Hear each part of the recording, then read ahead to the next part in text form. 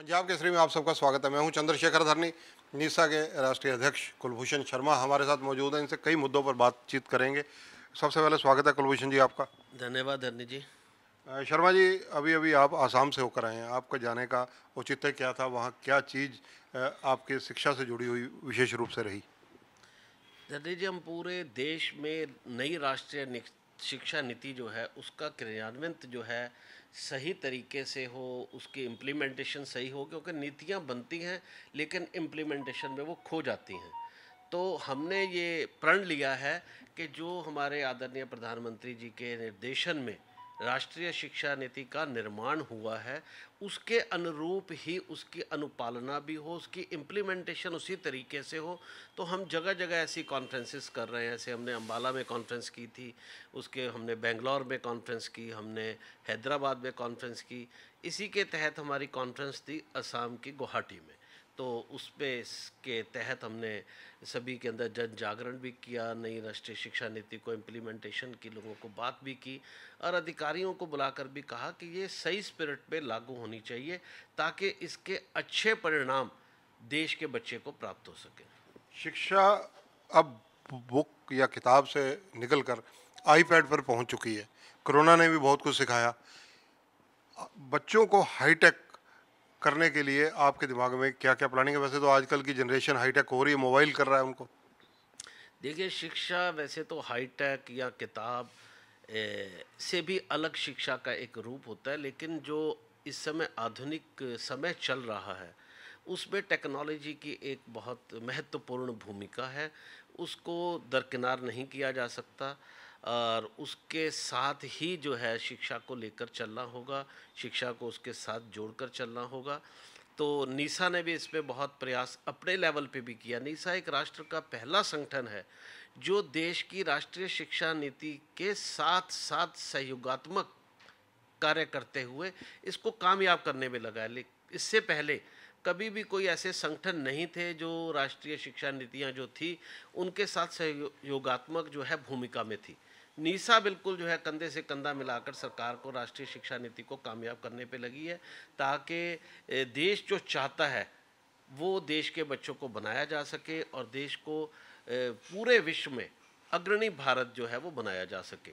तो टेक्नोलॉजी पे भी हमने जो है धरनी जी, जैसे आपने सवाल पूछा, सभी स्कूलों को डिजिटल करने की हमारी योजना है कि सभी स्कूल डिजिटल हों। ऐसे ही जब फाउंडेशन लिटरेसी या नुमरेसी का लेकर प्रधानमंत्री जी ने भी मुहिम छेड़ी हुई है, तो उसको भी कामयाब करने के लिए कि हर बच्चा आज जो है कोविड की वजह से भी बहुत लर्निंग लॉस हुआ, पढ़ना लिखना ही भूल गया। तो हमने रीडिंग के ऊपर भी हमारे कार्यक्रम हैं और इंग्लिश के ऊपर भी हमारे कार्यक्रम हैं, दूसरी लैंग्वेजेस पे भी कार्यक्रम हैं। बच्चों को कैसे active, alert and informed citizen बनाया जाए ताकि वो देश के अच्छे नागरिक बने। जब देश का बच्चा अच्छा नागरिक बन जाता है, बहुत सारी समस्याएं ऑटोमेटिक ख़त्म हो जाती हैं। तो उसको लेकर भी हमारा देश अपना एक कार्यक्रम, ऐसे बहुत सारे कार्यक्रमों में हम काम कर रहे हैं। भाई साहब, जिस प्रकार से सरकारी स्कूलों में आईपैड दे दिए गए बच्चों को, अब प्राइवेट स्कूलों के बच्चों को आईपैड मिले, उसके लिए आपकी एसोसिएशन की तरफ से प्रयास होंगे या सरकार से आप डिमांड करेंगे? देखिए, बहुत सारे काम हैं जो सरकार को ही करने चाहिए और सरकार ही कर सकती है। उस पे नीतियों का मूल चूल जो है परिवर्तन बहुत ज़रूरी है और अपने आस पड़ोस की नीतियों का भी उनको जो है ध्यान करना चाहिए। जैसे मैंने पीछे भी एक बार इस बात को उठाया था कि हिमाचल के अंदर बच्चों के अंदर भेदभाव नहीं किया जाता। पूर्व में बच्चों के साथ बहुत भेदभाव हुआ है जिससे जो है शिक्षा के अंदर एक बहुत बड़ी खाई और गैप बना। हिमाचल के अंदर जो टैबलेट्स वगैरह दिए जाते हैं वो जो बोर्ड के स्कूल हैं, प्राइवेट स्कूलों के बच्चों को भी टैबलेट्स दिए जाते हैं ताकि गैप ना आए। अगर एक सपोज सरकारी स्कूलों के बच्चों को बहुत इक्विप्ड कर दिया जाता है और 50% से ज़्यादा बच्चे बजट स्कूल से पढ़ते हैं, उनको इक्विप्ड नहीं किया गया, तो लॉस किसका होगा? फिर भी लॉस हरियाणा प्रदेश का होगा या हमारे भारत देश का होगा।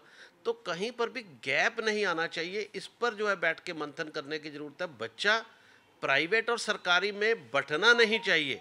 बच्चा इस देश का बच्चा है, वो सरकारी या प्राइवेट स्कूल का बच्चा नहीं है। अगर उसके अंदर बंटवारा हुआ तो बंटवारे से आपने पहले भी देखा देश को कितना नुकसान हुआ था, फिर शिक्षा के अंदर नुकसान होगा। तो ये जो डिजिटल एक गैप, इसको मैंने पीछे भी कई कॉन्फ्रेंसेस में कहा कि एक डिजिटल गैप खड़ा हो जाएगा क्योंकि आज पर कैपिटा इनकम जो है वो पेरेंट्स की इतनी ज़्यादा नहीं है। बहुत सारे बच्चे उनके फादर मदर बीपीएल हैं, ईडब्ल्यूएस की कैटेगरी में हैं, और वो जो है बजट स्कूल्स में अपने बच्चों को पढ़ाते हैं। अगर उनको ये टैबलेट्स नहीं दिए गए तो एक डिजिटल डिस्क्रिमिनेशन भी होगा और गैप भी होगा, जिससे हम जहाँ चल रहे थे वहीं खड़े हो जाएंगे। तो बिना भेदभाव के जो है इस नीति को आगे बढ़ाना होगा, और सबका साथ सबका विकास जो उनका नारा है। सबका विकास कब होगा? जब सबका साथ आप देंगे, सबको डिजिटल करेंगे, सबको टैबलेट्स देंगे, तभी तो सबका साथ सबका विकास जो हरियाणा में भाजपा का नारा है वो कामयाब होगा।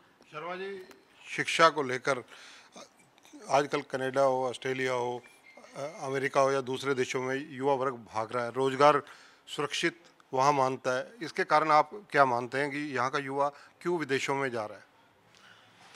देखिए, सबसे बड़ी बात है कि यहाँ पर जो एजुकेशन है, ये डाटाज आया कि 80% इंजीनियर जो है वो एजुकेशन लेने के बाद भी एम्प्लॉयबल नहीं हो पा रहे। बच्चे बीएड करते हैं, उसके बाद उनको जॉब नहीं मिल रही।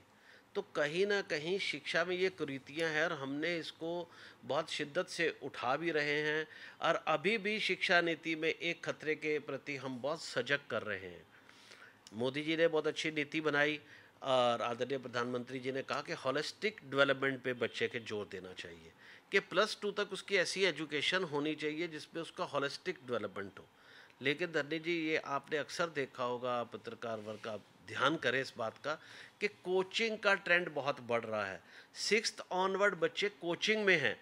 जब वो कोचिंग में होंगे तो वो 7th 8th 9th 10th में ड्यूअल एजुकेशन जो है वो उससे गुजर रहे हैं, जिससे उनका स्ट्रेस भी होता है, और जो उनका ओवरऑल डेवलपमेंट है वो रुक रहा है। वो ग्राउंड तो जा ही नहीं पा रहा। जब हम कह रहे हैं वो खेलेगा तो उसका शारीरिक विकास होगा, वो आके टेक्नोलॉजी सीखे, लेकिन वो तो रोट लर्निंग में फिर कोचिंग में बैठा है। तो जब तक ये शिक्षा में ये सारी चीज़ों पर जो है मंथन नहीं होगा और इस पर रोक नहीं लगेगी, हम बार बार ये बात कह रहे हैं कि इस तरह की शिक्षा नीति होनी चाहिए जिससे बच्चों को कोचिंग का सहारा ही नहीं लेना पड़े। क्योंकि कोचिंग का जब कोई सहारा लेते हैं वो 2 या 3% बच्चे देश के ले पाते हैं।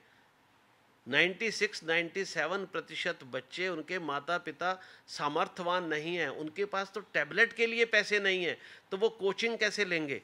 तो ये एक बहुत बड़ा गैप, उसका हमें खतरा है, जिसके लिए हम आगाह कर रहे हैं सरकारों को भी, अभिभावकों को भी, कि आप उठिए, अपने बच्चों के लिए जो है इस संघर्ष को लड़िए, अदरवाइज आपके बच्चे पिछड़ जाएंगे।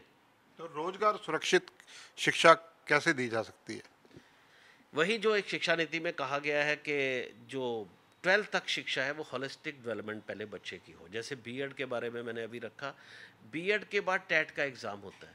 आप बीएड को इतना सशक्त करें ना, आपने 2 साल की बीएड कर दी, कि जब कोई टीचर बीएड करके निकले, पहले तो उसका टेट का टेस्ट बिफोर बीएड हो, उसके बाद उसके टेस्ट की ज़रूरत ना हो, वो इतना काबिल बना दीजिए आप 2 साल के अंदर कि वो लोग उसको ढूंढे नौकरी के लिए। आज वो नौकरी को ढूंढ रहा है और लोग कह रहे हैं कि आप काबिल नहीं हैं। वो इतना काबिल बनाइए कि लोग उनको ढूंढें। इसी प्रकार की इंजीनियरिंग की जो है वो भी स्टडीज़ ऐसी करनी पड़ेंगी कि जब वो इंजीनियरिंग करके निकले तो कंपनीज उनको ढूंढे। और दूसरा, कंपनीज के साथ अलाइंड करना पड़ेगा। जैसे जर्मनी या विदेशों में है, वहाँ पर पहले ये आइडेंटिफाई किया जाता है कि कितने इंजीनियर्स के, किस ट्रेड के इंजीनियर्स की आने वाले समय में देश को ज़रूरत है। वो इंडस्ट्रीज़ के साथ मैपिंग करके और उनके साथ कोलैबोरेशन करके जाना जाता है, और उसी प्रकार इंजीनियर्स ट्रेंड किए जाते हैं कंपनीज के साथ मिलके। तो ये जो अमूलचूल परिवर्तन, हम विदेशों में जाते हैं लेकिन उन परिवर्तनों को देखते हैं, लेकिन उन परिवर्तनों को यहाँ धारण नहीं करते, जिससे हमारे बच्चे फिर विदेशों की तरफ भाग रहे हैं। इसके लिए कसूरवार लॉर्ड मैकाले की शिक्षा प्रणाली है या कोई और व्यवस्था?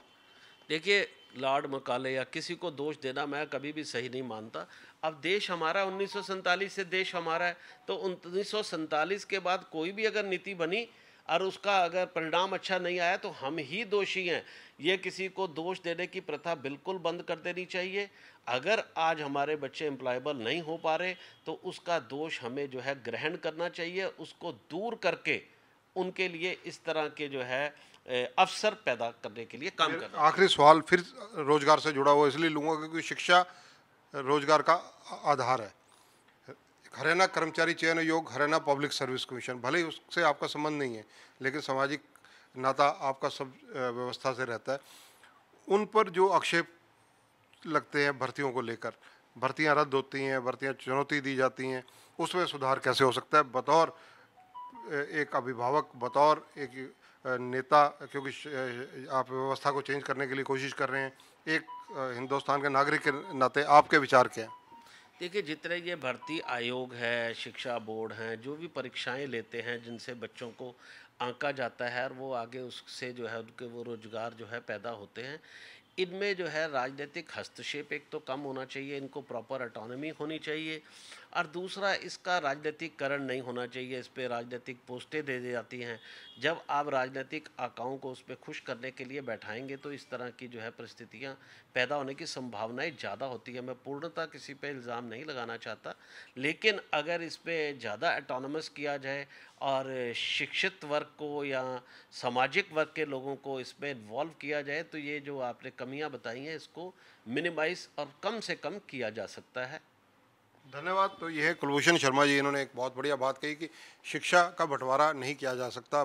जो कोई प्राइवेट शिक्षा ले या सरकारी शिक्षा ले, सबको समानता का अधिकार अवश्य मिलना चाहिए। जिस प्रकार से आईपैड की बात हो रही थी, तो आईपैड हिमाचल में जिस प्रकार से मिलते हैं और सुविधाएं मिलती हैं, बच्चों को हाईटेक किया जाता है, तो हरियाणा उसका पड़ोसी राज्य है। निसंदेह जो अच्छी बात है वो दूसरे राज्य से भी एक राज्य को ग्रहण कर लेनी चाहिए।